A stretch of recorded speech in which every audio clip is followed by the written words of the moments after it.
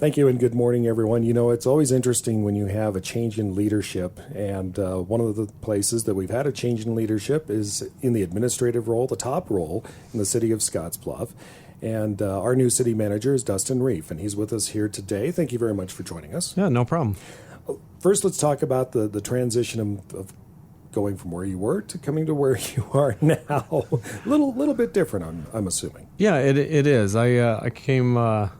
A little of my background. I have some. I was in the military for about 10 years and 8 months, and then I ventured out to try and find my way, and eventually landed in public sector again. And serving the people. Worked at the city of Omaha, city of Clarion, Iowa, and then Orono, my most recent location before coming here. And there it was a city administrator council form of government where the mayor was the top official, and here it's I have a little bit different authority, and sure. There I didn't have higher fire authority and those kind of things. So, but the transition from there to here has been pretty good. Everybody's been super welcoming here in the community. We moved and our moving trucks showed up on the 6th of February, and 20 below wind chill. So I was welcomed back to Nebraska with a big, strong, hey, it still gets cold here. Hey, by the way, if you enjoyed the weather back then, here it is again. So yes. not a big surprise. Getting all settled in and everything as far as the family and everything's concerned? Yeah, the family, kids are in school. I got twin boys. They're 6.5, and then I have a 3-year-old son. He's not quite in school yet, but they went to school and Dad went to work, and he thought he needed to go to school because that's what we told him. He was going to start preschool in the fall. So, but they're all doing great, and just starting to get out and about, and getting active in some kid stuff. Really, yeah, that's kind of what drives our household as kids. Well, and on your end, of course, it's adult stuff. Yes, and jumping in kind of with both feet here as the new city manager for Scottsbluff. Obviously, you had a plan initially to meet up with the city council members, get their takes on some of the important issues facing the city, current and future, as well as meeting with the various city departments. How's that process been going? It's been going pretty good. I've been kind of timing my city tours to where the weather's nicer because a couple of those days were a little cold. But overall, I've got one more council member to meet up with, but we've been just kind of schedule conflicts and those kind of things. But I've been filling my calendar pretty full, just trying to meet everybody because Rick Kukon's still here till the end of the month, so it kind of gives me a transition period to kind of bounce some stuff off with him, and he's looking forward to getting to his boat, and I'm looking forward to get to business. We're really got a lot of stuff going on, and we're in a good, strong financial position, which is not the case for a lot of municipalities through this COVID situation. We actually fared pretty well, and looking at our audit, which is coming to council on Monday. So we're, it's kind of exciting to not have to worry about that component of it. It's, I can just get down and, step in like I was here for the last 10 years. Well, let's talk about some of those issues. You've already had to confront some of them and start to deal with some of those. Yeah. The regional landfill siting and that process.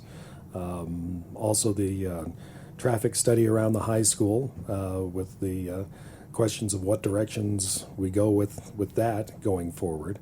What other issues, do you foresee coming up that you're going to have to really get hands-on with, within the next couple of months?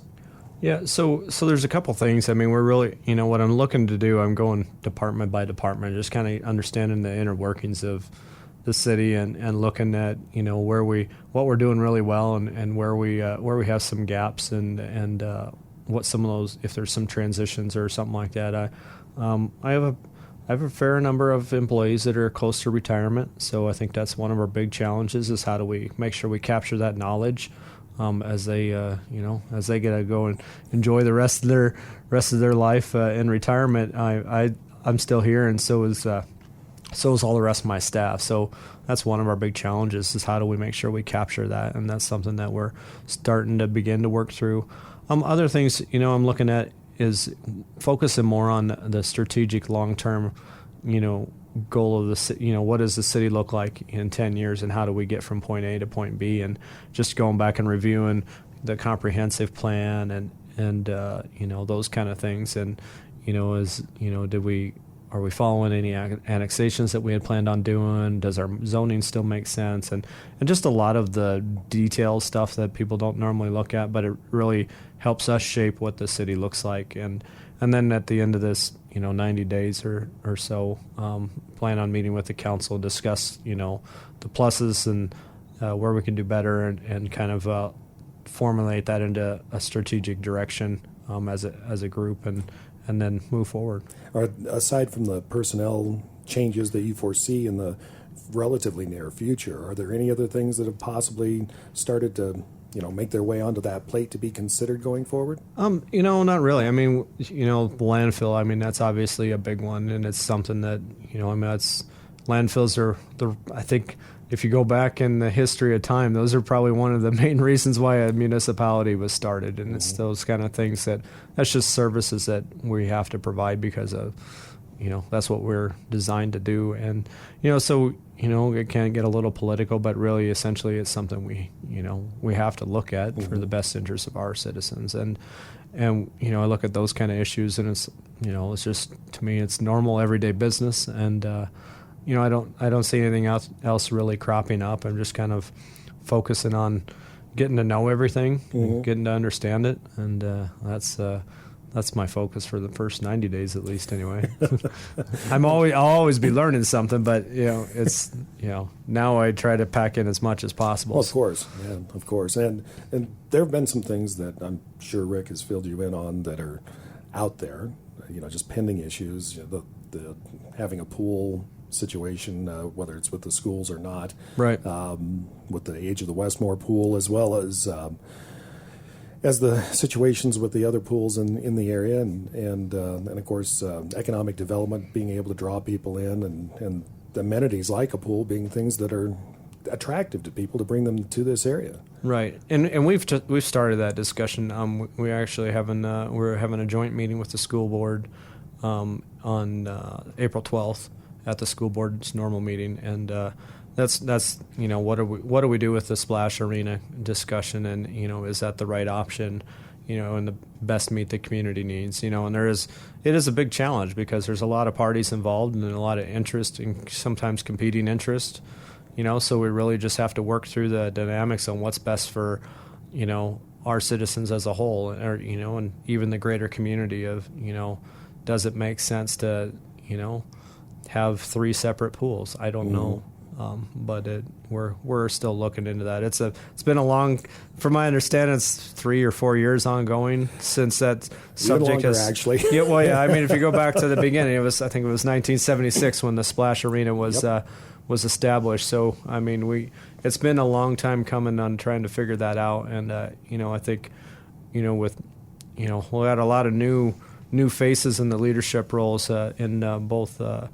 Myself and then Garing and both the school districts also. So all of us are new, so we can kind of put a new, fresh set of eyes on it and move forward, hopefully with a better, a good proposal that's going to work for everybody. Yeah, and that cooperative spirit, I guess, between the communities and among the communities, including the county as well. It seems to be something that's perhaps gained some steam a little bit over the years, especially as finances may have changed, improved in one area, and maybe gotten tighter in other areas. There seems to be a little bit more collaboration among the governmental entities than there maybe has been in the past. Right. Yeah. I mean, and actually, I think it was my first week here. Jeannie being the new mayor, her and I, we met with Tony and Pat over in Garing and just had lunch, and we plan on doing that fairly regularly, just to kind of keep up and see what we can do for partnerships and make that work better. Because there's a lot of things that don't make sense to duplicate. I mean, we're a large enough city, and they're a large enough city that some things we just have to have our own stuff for. But at least we have we're going to start working on that relationship and making sure that, hey, we're thinking about doing this over here, and we're thinking about doing that over there. Just have that normal conversation, and even if there's nothing to partner on, just having that peer-to-peer discussion is always a positive. Yeah, and I know that there's been a lot of collaboration, especially when it comes to economic development, and really there's been the thought that, you know, a business going in Gering has a huge impact on Scottsbluff as well. That those types of projects and processes, like you said, they can mesh together going forward. Yeah, for sure, and and that's one of the things that it's exciting. And we just don't have the same industrial tracks that they have, but really, essentially, the housing is it's on both sides, and we have majority of the retail, so it's a benefit for both communities in a lot of aspects. And the more jobs we can bring in that are good paying, the better off the whole community is.